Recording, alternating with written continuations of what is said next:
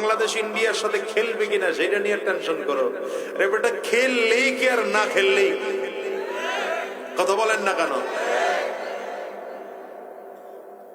ভারত যদি তাদের সাথে আমাদের খেলোয়াড়দেরকে না নেয়, তাতে আমাদের কিছু আসে আর যায়? ওদের যেই কাজগুলো আমার দেশ বিরোধী, আমার ইসলাম বিরোধী, আমার কোরআন বিরোধী, ওটা জিন্দেগি ওদের বিরুদ্ধে কথা বলতে থাকবো। তাতে যদি হাদির মতো আমার মাথায় করা হয়, আমার কথা বন্ধ হবে, হাজার লক্ষ মানুষের কথা চলতে থাকবে।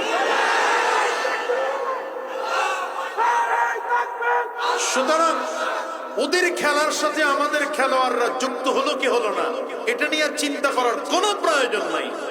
ওদেরকে বয়কট করো, আজীবনের জন্য বয়কট করো, আর মেসেজ দিয়ে জানিয়ে দাও, যদি বাংলাদেশের সাথে বন্ধুত্বের আচরণ করে থাকতে পারো তাহলে থাকার অনুমতি আছে। আর যদি প্রভুত্বের আচরণ দেখাতে আসো, তাহলে আমাদের মধ্যে অস্ত্র, বিমান, কামান, ক্ষেপণাস্ত্র না থাকতে পারে। মুসলমানদের কাছে ঈমান আছে, এরা বেঈমানদের কাছে মাথা নত করে না। দুই হাত তুলে বলো ঠিক কিনা?